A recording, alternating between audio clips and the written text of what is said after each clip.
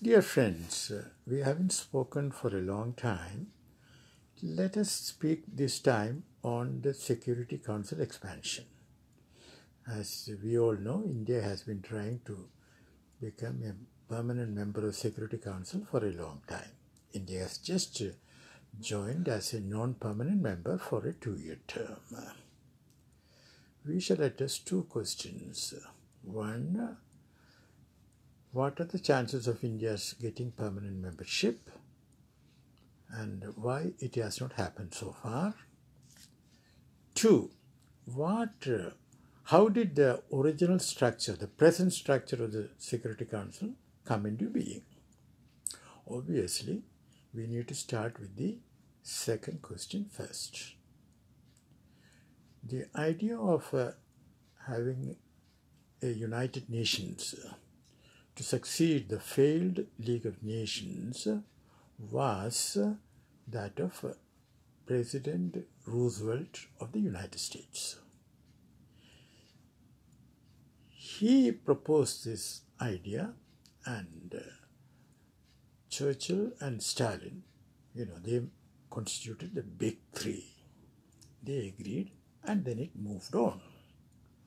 There was a conference in October 1944 in Dumbarton Oaks, Washington, attended by United States, USSR, China, and the United Kingdom, where much drafting was done of the charter.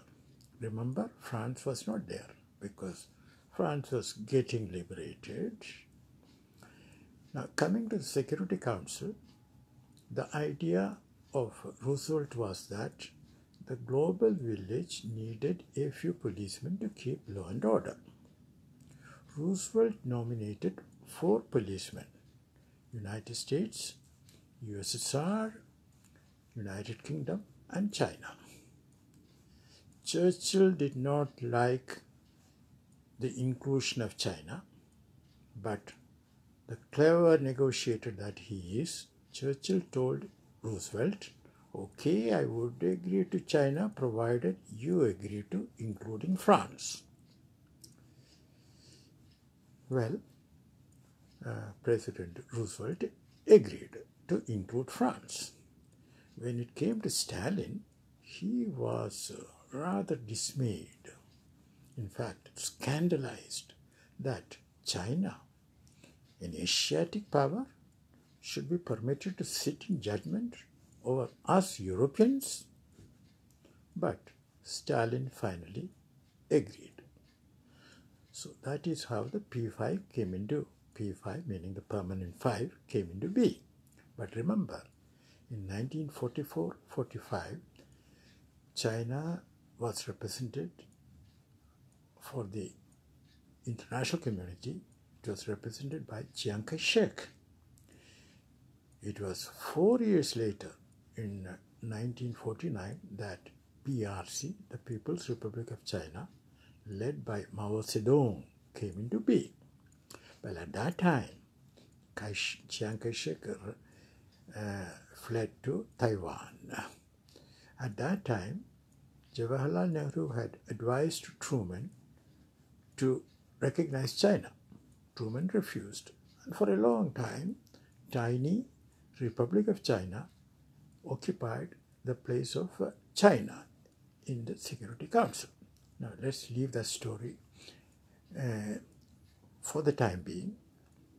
And so the basic matter is that the present structure of the Security Council goes back to 1944-45. Some amendments were made because originally it was 10 members, now it is 15. But the basic structure of P5 remains, and that needs change. Now, coming to the second question. This change has not so far occurred. Around 2004-2005, India, Brazil, Germany and Japan got together as a group let's call them G4, and started a campaign for restructuring the Security Council. They claimed that they should be made permanent members. Now, this has not worked out so far, so we have to think of an alternative strategy. I wish to propose to you an alternative strategy for your consideration. But before that, let us look at what is wrong with the current strategy. Once you mention specific countries, you run into objections. China will oppose India and Japan. Pakistan will always oppose India.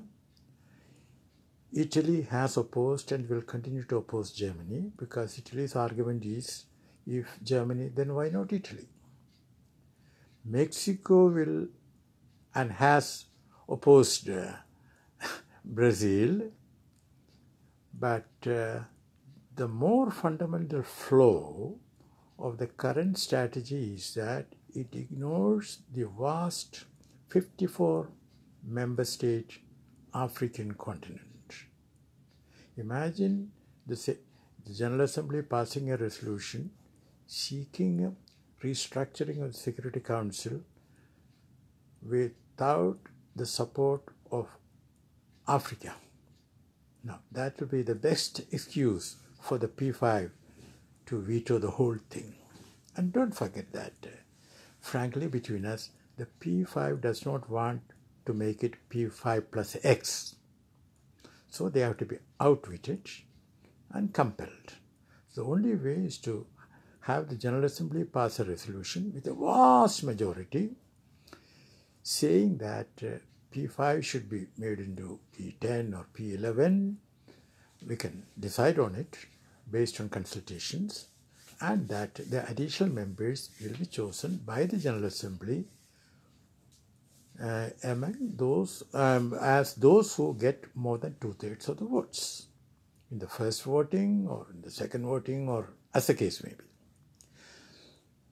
Then that will be the time, once that resolution is passed by the General Assembly, and once the member states, more than 2/3 of the member states have ratified that, including the P5, remember that. That is the time to go on canvassing for a particular country's membership. Let me stop here. Thank you so much for listening.